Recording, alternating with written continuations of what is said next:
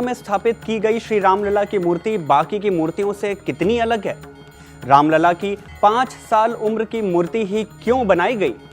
रामलला की मूर्ति की लंबाई 51 इंच ही क्यों रखी गई?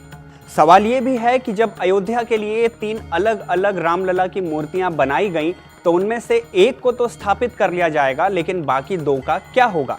नहीं जानते तो चलिए इस वीडियो में जान जाइए। 22 जनवरी को अयोध्या में श्री रामलला की मूर्ति की प्राण प्रतिष्ठा होनी है। इसके लिए 16 जनवरी से ही कई कार्यक्रम शुरू हो गए और 18 जनवरी को शुभ मुहूर्त में आपकी टीवी स्क्रीन से ही हम प्रभु के दर्शन करवाएंगे, क्योंकि प्रभु की वो तस्वीरों को, जिन तस्वीरों को आप देखना चाहते हैं, वो प्रभु की एक्सक्लूसिव तस्वीर न्यूज नेशन के पास है और हम आपको वो दिखा रहे हैं। प्रभु श्री राम की वो एक्सक्लूसिव तस्वीर जिस पे आप अभी फिलहाल अपनी टीवी स्क्रीन पर इसे देख रहे हैं, क्योंकि ये वो तस्वीर है जो रामलला विराजमान हुए हैं गर्भगृह में। और इसी तस्वीर के दर्शन को, प्रभु की इसी झलक के दर्शन को तो हर कोई बेताब है, हर कोई व्याकुल है कि प्रभु के दर्शन कैसे हो। हर राम भक्त बस इसी छवि को अपनी आंखों में समेटना चाहता है, इसी छवि के साथ खुद को जोड़ना चाहता है, प्रभु की महिमा के साथ जुड़ना चाहता है। और प्रभु के इस बाल स्वरूप को अभी आप अपने टीवी स्क्रीन पर देख रहे हैं, क्योंकि थोड़ी देर पहले जो सोशल मीडिया पे तस्वीरें आई थी उसमें प्रभु की आंखों पर एक कपड़ा था, लेकिन ये जो तस्वीर आप देख रहे हैं इसमें प्रभु के आंखों पर कोई कपड़ा नहीं है। यानी साक्षात प्रभु के दर्शन गर्भगृह पे जो प्रतिमा लगी है, जो प्राण प्रतिष्ठा चल रही है, उस प्रतिमा के आप दर्शन कर रहे हैं। 22 तारीख को इसका प्राण प्रतिष्ठा कार्यक्रम होगा। उससे पहले एक भव्य आयोजन चल रहा है। हर दिन एक नए कर्म के साथ प्राण प्रतिष्ठा की तैयारियां चल रही है, हर पड़ाव के साथ आगे बढ़ते हुए चल रहे हैं। विकास चंद्रा जी हमारे साथ, हमारे सहयोगी जुड़े हुए अयोध्या नगरी से ही हैं। विकास जी, ये तस्वीर देखने को हर राम भक्त बेताब था। ये अपने आप में अद्भुत तस्वीर है। अतुल जी, बिल्कुल आप कह सकते हैं कि अद्भुत तस्वीर है। और ये जन्मभूमि यानी गर्भगृह में पहुंचने के पहले की तस्वीर है, जब ये कार्यशाला में थी, जहां इस विग्रह को गढ़ा गया था, बनाया गया था, तब की ये तस्वीर है।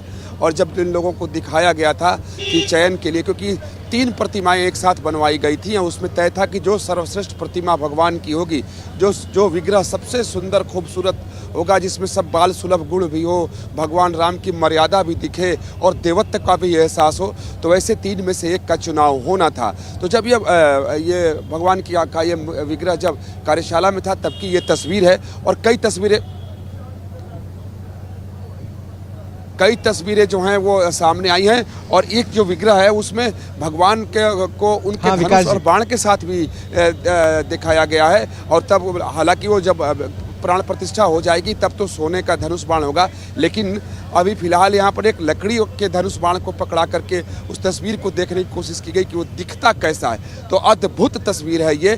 कह सकते हैं कि 550 साल की ये सबसे अद्भुत तस्वीर अगर भारत में कही जाए तो कोई अतिशयोक्ति नहीं होगी, क्योंकि हर व्यक्ति में जिज्ञासा कि आखिर जिस विग्रह का चयन हुआ है वो भगवान दिखते कैसे हैं, उनका स्वरूप कैसा है। हालांकि जब इसका श्रृंगार हो जाएगा, गर्भगृह में प्राण प्रतिष्ठा हो जाएगा, जब नाक नक्श जी। अच्छा विकास, मैंने थोड़ी देर पहले यही बोला था, थोड़ी देर पहले यही बोला था कि प्रभु के दर्शन के लिए जो न्यूज नेशन के दर्शक है ना, वो प्रभु के दर्शन अभी सबसे पहले कर सकते हैं, क्योंकि हर कोई तो बस इसी तस्वीर को देखना चाह रहा था, इसी छवि को देखना चाह रहा था। उस पर आंखें बंधी हुई है, क्योंकि आपने कहा वो गर्भगृह में है। लेकिन अब हम आपको वो तस्वीर दिखा रहे हैं जिसमें प्रभु के साक्षात दर्शन हो सकते हैं। हालांकि एक उसमें कार्यशाला केंद्र में ये प्रभु की तस्वीर की जो तस्वीर है वहां से खींची गई है। लेकिन विकास, ये जो प्रतिष्ठा चल रही है, प्राण प्रतिष्ठा, उसमें आंखों में पट्टी बंधी हुई है, आंखों में कपड़ा बंधा हुआ है और इसमें आंखें खुली हुई है। दोनों का फर्क मैंने बता दिया, लेकिन आपके शैली में मैं जरा चाहूंगा कि दर्शक इस